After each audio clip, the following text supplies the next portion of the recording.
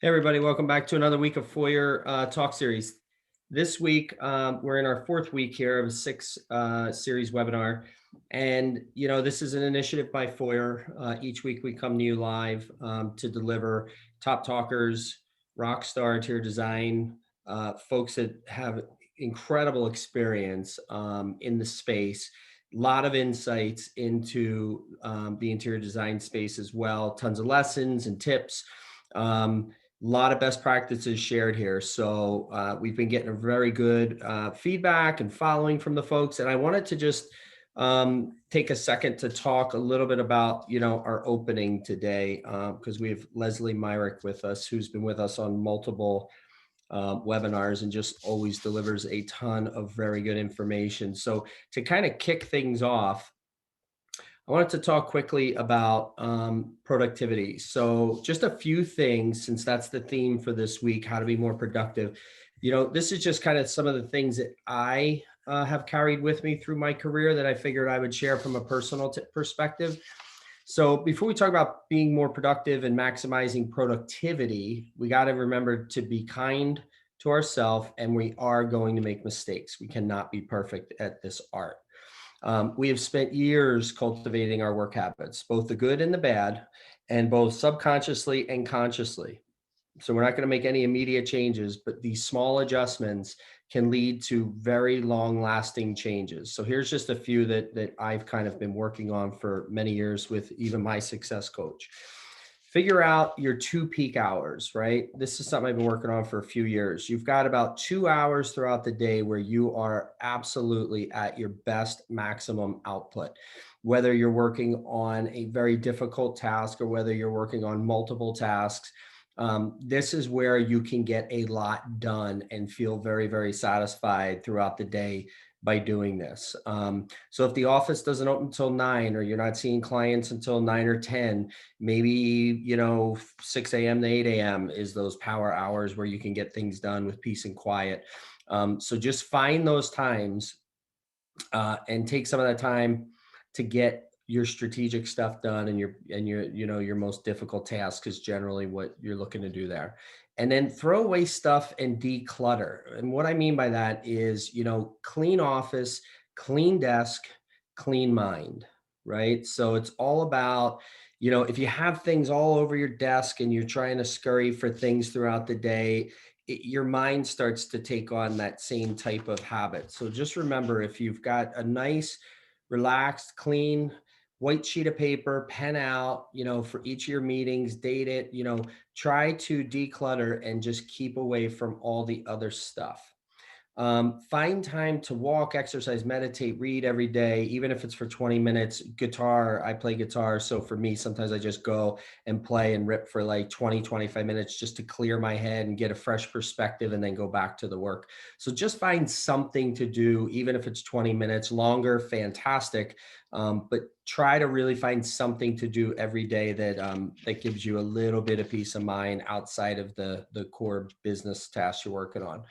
And then set small goals for your tasks and your projects. A couple examples of this is just, we all have difficult tasks. We have the medium tasks. We have the really hard tasks. And it's very easy for us to push all the easy stuff to the front of the pile because we feel good about knocking out all the easy stuff. And then we feel accomplished, like, man, I got 10 things done today, but they were 10 easy things. I still have this one medium thing and this other thing that's really hard to do as well. So just my advice there is set small goals within tasks, especially harder tasks, because then you'll feel more accomplished. And as you eat away at it and eventually knock it out, you'll feel incredible about that.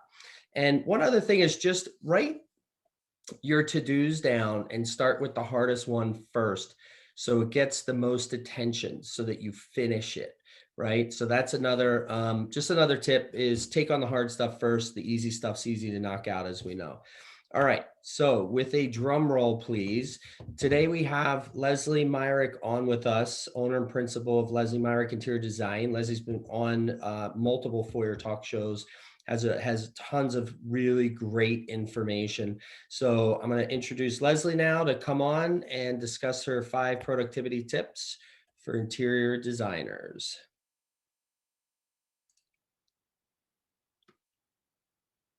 Hey, Leslie, how are you? I'm doing good. How are you, Rich? I'm good, thank you. Well, Finally getting some spring weather up here. I'm lucky being in the South. I'm from Canada, so I'm used to the winter, but I'm in Georgia now and it has just been, I mean, not to make you jealous, but you guys all need to be down here in March because it's Yeah, amazing now. yeah, we're fortunate today. We have a 71-degree day and sunny, so we'll take it. Love it. It sounds about what we have here. That's not too shabby. Yeah. All right, take it away. Floor is yours. Thank you. And thank you guys all for being here. I see a number of Canadians commenting in the chat. So yeah, welcome. This is going to be great. So as Rich said, I'm Lesley Myrick. I'm going to share my screen because that's going to be helpful. Let me see if we can work on this. Gotta love technology. Dun, dun, dun, dun. Did we do it? I think we have. Okay. So I am really happy to be here with you guys today. As Rich said, we're talking about productivity tips for interior designers. I loved Rich's tips. I do a lot of those myself. Writing things down is so important. Getting the hard things done, getting them out of the way first is good. Reading, all those wonderful things. And you'll see a little bit of overlap today because there's just, it's all good stuff. But before we go into that, who the heck am I and why am I here and why are you here and why are you listening to me? So I'm Lesley Myrick. I'm going to read you my official bio. I'm an adventurous, organized, and enthusiastic interior designer in the Atlanta, Georgia area, and I work with clients all over the US and Canada too. I am originally from Canada, as you guys know, and I've lived and worked in Toronto, Ontario, Los Angeles, California, Waco, Texas, and now Macon, Georgia. So I have been all over in the past 10 years. I earned an honors diploma in interior design from Sheridan College in 2005, and I launched my own business 10 years later in 2015 after working for some of North America's leading designers and learning a lot about running a business from them. And I work with high achieving moms who are ambitious, adaptable, and committed to personal and professional growth. If you're an Enneagram fan, Enneagram threes are my people. I'm an achiever. They are, and they've been a really great fit and a wonderful sort of client group for me to work with. And I help these awesome women bust out of boring homes without stress and overwhelm. So that is what I am all about. And here's how I can help you be more productive with your time. 16 years of design experience, made some mistakes, learned a lot along the way. And I'm just someone who has always really loved, like nerdily loved productivity and personal development. My goal for the past couple years has been to read 50 books a year. Last year, I think I read 65. And a lot of those are business, personal development, growth. And I'm always just soaking that stuff in. I really do love it. I will say some of those 65 books were trashy romance novels as well, because I've just discovered those and they are fun. But most of them are business and that kind of thing. And I've learned a lot. And, you know, I have gotten told by so many people, I must have more hours in the day, or, you know, they just think like, how does she get it all done? And of course, I don't, but I have really focused on learning this and just done my best to learn to use the hours that I have best. And so, what I'm sharing with you today is what has worked for me. I know everybody is different. Rich talked about finding your best 2 hours. For me, that is first thing in the morning. I can tell you for my husband, it is not the first thing in the morning. That would be in the evening. So, there's so much to be said about taking what you see here and what you hear here, applying it, tweaking it, making it work for you, and figuring out how you are best productive. I don't think there is a prescriptive right answer, but there are lots of tips and ideas and small tweaks you can do to be more productive with your time. So, here are the 5 things that I'm going to chat about today: time blocking, automating your scheduling, creating templates, getting the right tools, and limiting your sourcing time. That's a fun one for designers that they usually push back on, but I will dive more into that one at the end. So, tip number 1 that I have for you is time blocking. My calendar used to be a hot mess. I mean, I didn't have any sort of plan. If a client wanted a phone call, I was available. If I was going to go sourcing, I would do it whenever. And it's something that I have developed over time, this idea of an ideal week. I'm going to pause just for a second and look at the chat because I can't see what's going on if there's any issues. Okay, we are good. So time blocking. Here is what I do. I like to plan my days in big chunks and group like activities with like. So I don't know if you ever had this, but I have been on a roll sourcing for a client and I'm totally in that design headspace. And then I will have a new potential client call, which completely uses a different part of my brain and different energy. And so I really found that tuning into not only my time and how I like to do similar activities together, but also my energy levels, like Rich talked about during certain times of the day, I was able to create sort of this ideal week calendar and frame my week around it. And I'm going to share that with you just so you can see this. So this is my desktop because nerd, I told you guys I was a nerd. This is my desktop and it is my very simple time blocking for the week. On Monday, I do not talk to clients. It is totally a back end, get things done work day. So I work on my marketing. I do yoga because that's part of my week too. I go live on Facebook. I take care of my blog and social media scheduling for the week. Tuesdays, boom, client days. I don't even take new client calls on Tuesdays because I really want to just dial in and focus on the clients that I have here in person. Tuesday is my day to drive up to Atlanta. I live about an hour outside the city. And so that's my focus there. Wednesday, I work on business development. If I'm in a coaching program or some sort of, if I'm working with a mentor or coach, that's usually on Wednesdays. I also block some time on Wednesday afternoons to tweak my website, update things, work on email automations.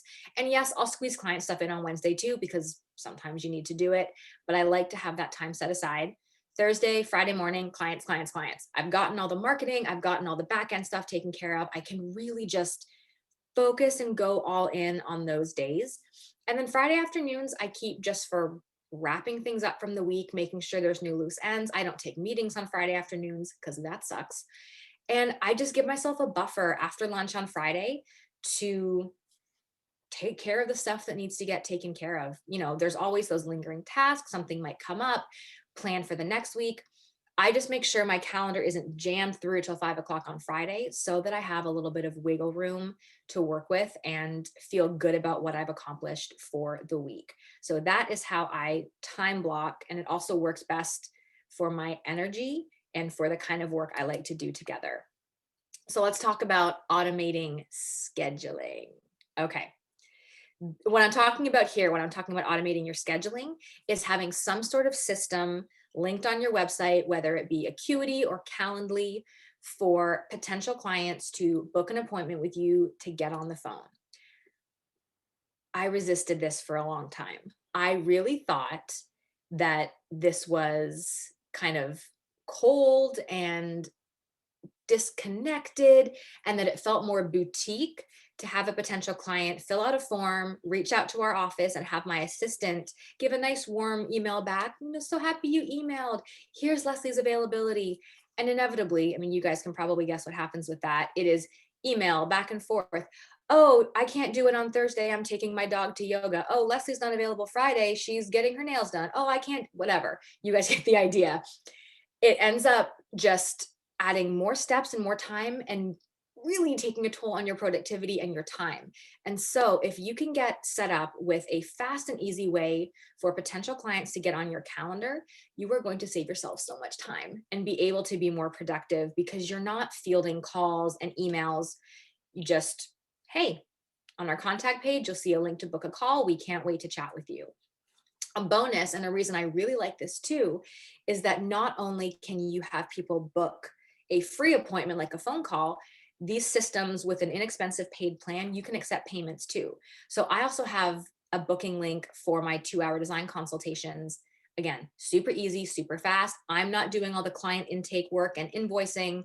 I am sending a link. They are booking the time. They are paying. We are moving on and we are getting things done. So automating your scheduling is easy to do. You can work it into any website platform that you're on. And I think you're really going to like this one if you don't already have it in place. Number 3, get ready. We're going to create templates.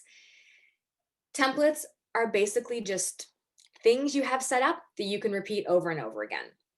So important templates that we use here at Lesley Myrick Interior Design are in Asana, which is our task management system. So we have a template for the client onboarding process. We have a template that walks us through step by step for our concept design, for detail design, for ordering, for implementation. We have templates for emails that we send out. If there's anything you do that you repeat ever, it is so worth creating a template, whether it's in a task management system like Asana, or maybe you just have a Google Doc where you keep track of all this stuff. It makes it super easy to copy and paste and not have to reinvent the wheel. And it saves a ton of time and enables you to be a lot more productive. I talked specifically about tasks, but I want to remind you too, you guys can create templates. And I do this too for your design proposals and presentations, for mood boards. You know, if you think about working in AutoCAD or SketchUp, you have a title block. That's a template. You use it over and over again. So you can create these simple visual templates that you can reuse, and you've done the hard work to get them set up. If anyone has been at my other 2 Foyr talks and you are very sharply eyed, this is the whole presentation's a template. I've used the same one every time. I change the pictures, I change the words, boom, we're done. So there you go. I use them in real life. And I want to show you, this is a screenshot in Asana of our client. This would be our concept design phase. So they've had a consultation, they're becoming a paid client. This from A to Z, simplified, but this is every single task that we need to do to get them from signing their agreement to presenting the concept design and moving them forward in the project. So you can see some of these even have subtasks where there's more detail in it. It's not groundbreaking. I mean, this isn't rocket science. It's just actually taking the time to write things down and to realize that whether or not you already are aware of it, you have repeatable processes in place, and you don't need to be typing this information every time. You don't need to be trying to think of this every single time. You can make a template, you copy and paste, and all we do is replace the word client with the client's name, and everything is in there. We can then assign it to the right team member, put a due date, and I will say this kind of stuff makes you look like you're really good at your job. I always joke with my friends and my team that Asana is my brain. Anything that I'm thinking of doing goes in here. We give it a date, we give it a person, it happens. Everything is buttoned up and moves forward really, really smoothly. So it takes a little bit of time to set this up, but it is absolutely worth it. Okay, so we've talked about time blocking, automating your scheduling, creating templates. Now I want to talk about using the right tools. I will say a goal that I have as a business owner is to run lean. I don't want to be spending money I don't need to spend, whether that is on software, whether that is on equipment, whatever. I don't like having a huge amount of overhead. I like to keep things really tight, but investing in the right tools is crucial because you're going to get better results. You're going to save time. And with software that is up to date and knows what's going on, you are just going to be more productive and faster and get everybody. It's just better. I mean, you guys, if you've ever had like a computer that's starting to get old, I certainly have. I just upgraded my laptop. Gosh, when you have to wait for things to load or when software is out of date and it just drags and lags, it is such a time waster and it is so massively frustrating. So I'm telling you, spend the money, use the right tools. A few that I use that I love, and of course there's many, many more out there. This is not gospel, just some ideas to get you started. For project management, I'm a huge fan of Asana, as you saw earlier. I like that one a lot. Lots of people use Trello. I mean, there's a ton that you can use. The point is, use one, make it work for you. I'm sorry, that's task management. For project management, that would be sort of your interior design stuff. There's Ivy, which I use, Indemo, which I'm also transitioning to, MyDoma, Studio Designer.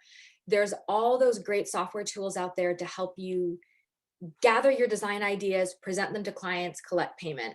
Do not be finagling with spreadsheets and cobbling together stuff to try to save a buck.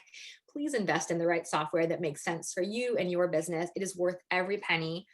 And then for design, I use a combination of Foyr. You can see a fabulous 3D rendering of one of my projects here made in Foyr. I use SketchUp for more technical. I still like just playing in the 2D line workspace. I was trained on AutoCAD and I like SketchUp, but having the right software to think through your design ideas. To be able to communicate your design ideas to clients is essential. Invest in the right tools. Don't pay for what you don't need, but please invest well in good software that's going to support you and your business, that meets your needs and makes everything run more smoothly. And tip number 5, I love this one because everybody hates it.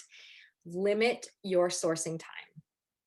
So I'm talking specifically about sourcing items for a project. I worked with a business coach a few years ago, and I was struggling with my billing being too high, with taking too much time for things and feeling like I couldn't bill for it and feeling really stuck. And she told me, she challenged me. She's like, I want you to limit yourself to 30 minutes to find any item you're looking for. She's like, some you might be a lot faster, probably a lot, but stop at 30 minutes. I don't care if you've got it or not. Trust me, you've already found it in those first 30 minutes. And I fought her so hard on this. I was like, I will not settle for whatever crappy thing I found because it's not right and I know it. And she was right. I can tell you that any time I have spent more than about 30 minutes looking for something, I inevitably end up going back to something I chose in that first 30 minutes. This has been such a massive productivity tip for me because you guys know it is so easy to feel like it is our job as designers to go to the ends of the earth and source every possible option and make sure that we've exhausted every resource we know so that we found the perfect right thing. And she reminded me it's about fabulous, not perfection. I have that on a Post-it right above my computer. I scribbled it down that day during our meeting. This was a few years ago, and I have not taken that down because I need that reminder constantly. Our job is to create fabulous interiors. Perfect doesn't exist. You just have to pick a lane and go. Your job is to make a decision. So I want to challenge you. I know this might be this might be pushing a lot of buttons for some people. Challenge yourself. Don't spend more than 30 minutes. If you are really stuck and struggling, take a break. Come back later, clear your head. You never know what new resource you will think of. Someone will mention it. This happened to me the other day. I was sourcing for a client. I couldn't find bedding. I scrolled website after website. My face was melting. My eyeballs hurt. And I just said, you know what? I don't think I'm going to find it today. I'm going to take a break. And I was on a call with another designer yesterday who mentioned a bedding resource I'd forgotten about. But wouldn't you know, I went there and I found the perfect bedding literally in 2 minutes. I was like, okay, what I'm getting at here is if it's not happening with sourcing, don't force it. Limit yourself, cut yourself off, take a break.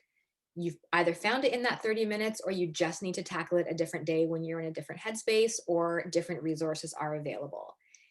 I would love to know how this one works for you because it is difficult and I was very, very challenged by it, but it wouldn't be here if it wasn't a really, really valuable productivity tip that I think will have an impact on how you guys are working and sourcing. So 5 tips to recap: time blocking, automated scheduling, creating templates, using the right tools, and limiting your sourcing time. Those are 5 things that have had a huge impact for me.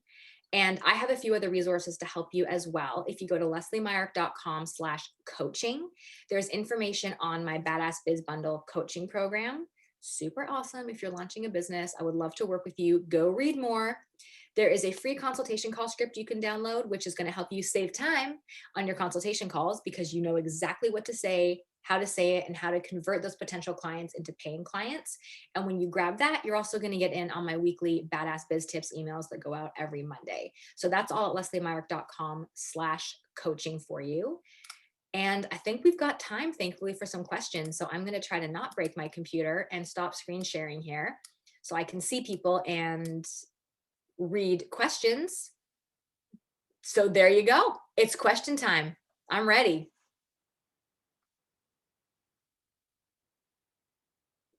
Oh, I think There we there go. we go. All right. So we're switching hosts. There's 8 in the Q&A. It may be easier to just take them if you want to just look in there at the bottom. Oh, cool. It pops up. How fancy. Okay. The first question, Ruchama, I think it is. Sorry if I'm pronouncing that wrong. My day doesn't allow for batching activities in days. Do you have any tips for me?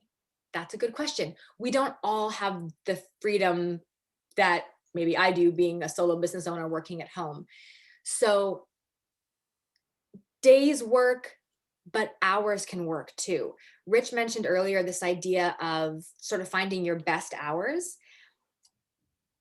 For me, and I don't have this dialed in so specifically on my ideal week calendar, but like I do client meetings in the morning. I'm useless in the afternoon. I'm like, right now, I'm just running on adrenaline. I'm real tired. So I definitely do best in the morning.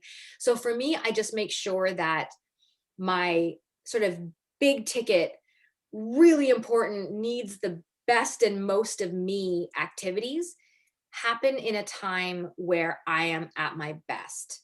Again, the ideal week is ideal. Life happens, things happen, projects happen, availability changes. It's not set in stone, but creating a framework where you can do your best to do the things you want to be doing when it's best for you is just going to make you so much more productive and I think a lot happier with the process. It has changed a lot for me, and not having interruptions and being pulled a million directions, it's helped to sort of bring focus and clarity to here's the hours for this, boom, moving on. Okay, here's another one from an anonymous person. I like the idea of templates. How can I start small, like planning to post on social media? If I'm understanding the question, you're looking for actually how to like create templates for social media. I love Canva. I use it for everything now. I mean, that has become my go-to for anything graphic presentation related. They thankfully are very smart. And if you are in Canva, which is free, you can type in, Facebook post, Instagram story, Instagram post, and it's going to not only give you the right size, but give you some potential template ideas to start with. So that's a great starting point. You don't need Photoshop. You don't need fancy software. There's definitely ways to do it. On my social media, I have a template for my Instagram stories. I have a template. I do testimonial posts every so often. Those are just templates. I change the information, replace the picture, and it's done. It's a huge time saver to have that set up. And then you can make sure everything is branded with your fonts, your colors, and it all looks good when you are sharing on social media. Okay, another anonymous question. Are there ever times when you have to break from your usual templates and time blocks? Of course, absolutely. The time blocking thing, like I mentioned, is very ideal. It doesn't mean it always happens.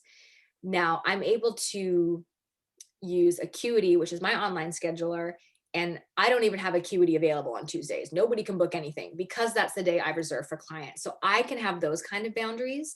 But you're working on a project and your contractor needs to meet. If he needs to go Friday afternoon, of course, I will make it happen. So it's not perfect. It just helps create a framework to keep you focused on the same kind of tasks at the same time so you're not task switching, and it helps you best use your energy during the week in a way that makes sense for you. Okay, another question. How long did it take to set up these systems and processes? A long time. So don't feel bad if this is something you don't have in place or it feels like it will be really difficult to get in place, because these sort of they happen very organically. I didn't just sit down and say, I need templates for this on social media and this and time blocking. It kind of evolved where I just realized like, oh, I learned about an ideal week. I love this idea. Let me play around in Google Calendar. And then I just nerded out and made a desktop wallpaper because it's pretty and I like looking at it.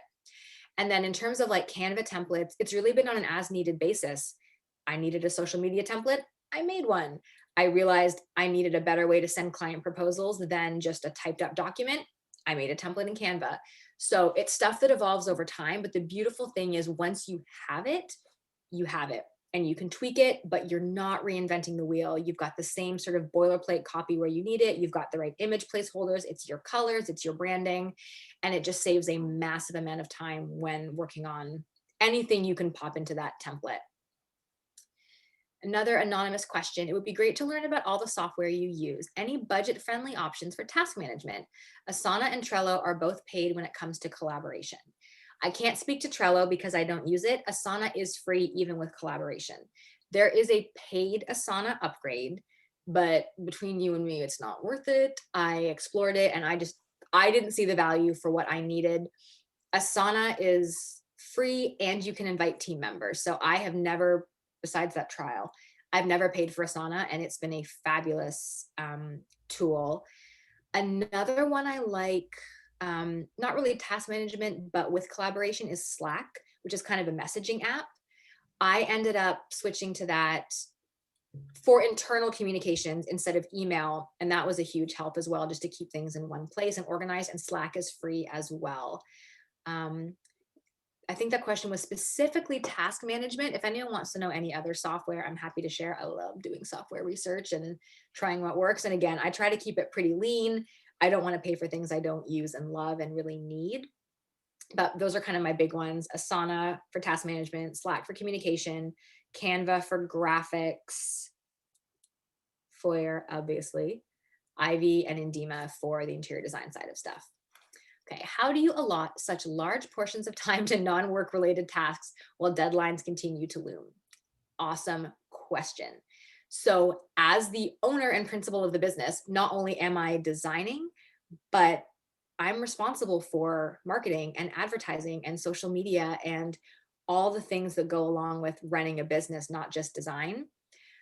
As I get busier, those can squeeze a little bit. I mean, they're pretty generous blocks for business development stuff, and that works for me right now. But as principal designer of a firm, billing about 50% of your time is average. I would say, if you are a designer on here that is working for a firm, you're probably going to be billable over 80% of the time. That makes sense. But as the owner of the business who also has other responsibilities, I would say about half my time is spent with design clients or on projects, and about half is on the back end of the business stuff. That works for me. And then if I get busier, that's when I know it's time to hire some help, not to completely overwhelm my calendar with design projects Monday to Friday, because there's other important things that have to happen. You've probably heard, like, you have to keep marketing even when you're busy. And this makes sure that I don't let the social media, the marketing, the business development, the improvements behind the scenes slide. I've got lots of time for client work. And if that starts to get full to the max, it's time to make a change and get some more help, not to squeeze out the business development time that I've set aside for the week. Okay, Zoe says, what tools do you use for managing invoices and billing? And what tools do you use for mood boards? I use Canva for mood boards now. If you pay for Canva, they have a background remover tool, which is genius. It's just a click and it takes the background away from any image and you're just left with the thing you need for mood boards. That's what sold me on paying for Canva, was that one feature. It's so good. So I like that. And then you talked about invoices and billing, Zoe. For me, most of that is through Ivy. Once a client is a client, that all goes through Ivy. Proposals, if we're procuring, purchase orders, payments, invoicing for our design time goes through there. But I mentioned Acuity earlier, which is my calendar scheduler. That kind of becomes its own invoicing platform for design consultations. So people can book their 2-hour consult through there. I'm not sending a separate invoice, which is a big time saver. So Ivy is for when a client becomes a big project. Acuity does the automated, let's get on my calendar, here's your payment, move on. So that has worked really, really well for me to have those two kind of working in tandem. I love this question. What advice do you have for people who are bad at time management? I don't know, because I'm good at it and I like it. I would say listen to people who are giving you tips and just try it. Even if you are skeptical, it doesn't work unless you get the systems in place. And if you can just spend an hour sitting down, figuring out, when do I want to work on this kind of project? When do I want to work on this kind of project? Do I want to block out time for this? Do I need to be done work? I didn't share this in here, but I need to be done work at 4 p.m. every day because my son comes home on the bus. So I have a hard stop at 4 and nothing happens after that. So if you are bad at time management, it is a skill that can be learned. Don't just accept that you are bad at it. A lot of people aren't naturally inclined to love it. And a big part of it is learning how to best use your time and how to focus that time well.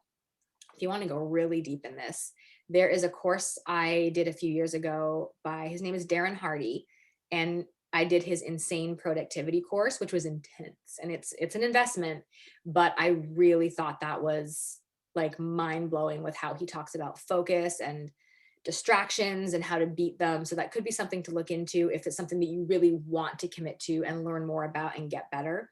I loved his course. I thought it was awesome. Okay, Stacy is asking, did you try other task management software before you settled on Asana? Yes. I used to use one called Wunderlist, which I don't even think exists anymore. It was just a really simple, like bullet point list making program. I have tried Trello, but I don't love the boards. Like you'd think as a designer, I'd be into like the visual thing, and I can't stand it. It's not a bad software. I know a lot of people use Trello, but Asana for me has been my favorite. It's pretty. You can do list view or board view. You can change things.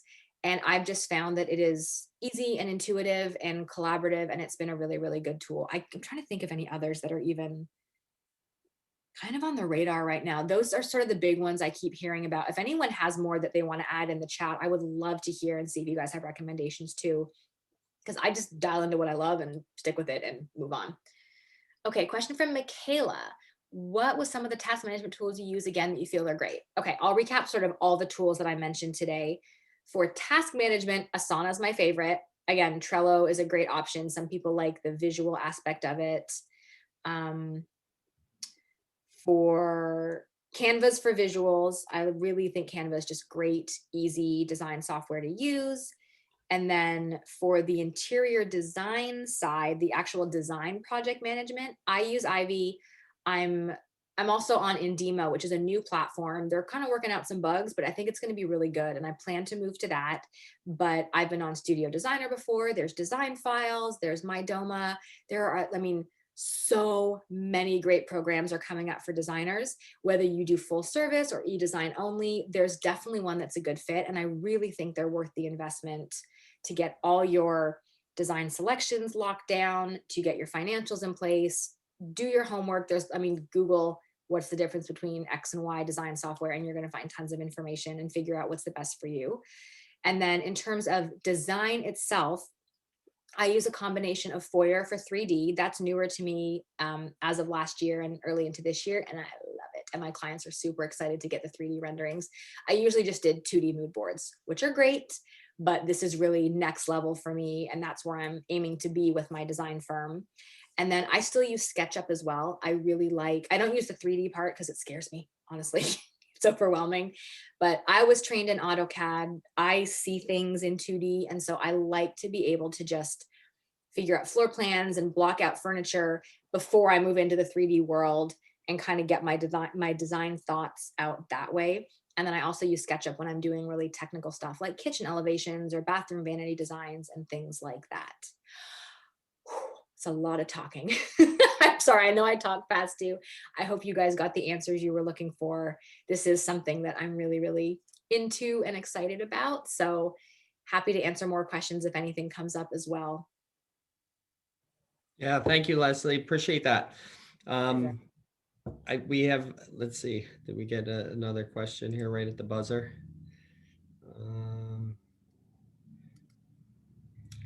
Oh no, it's the Foyr folks just reiterating that this will be available on our YouTube channel for those that missed any or joined late. So Lesley, we really appreciate you coming on and helping us today. It's a very important topic, and that brings us to the end of the webinar. Just one thing before we hang up, I just want everyone to know, if you're on this call, you're not using Foyr Neo today, give it a free try. You go to our website. It's a 14-day free trial. You're not putting in any of your credit card information. You get to design, you get to create some renders, you get to see all the features, play with the catalog. It can't hurt to go out and try a free software. That's why we created a package so that people could give it a shake before they decide whether or not it's a game changer, like it is for a lot of the folks that are using it today. We have thousands of clients now that are using it. So it's really come a long way. So we appreciate you, Lesley. We appreciate everybody for joining us today. And we will catch you next week for week 5's Foyr Talk. Thank you, Rich. Thank you, guys. All right. Bye-bye.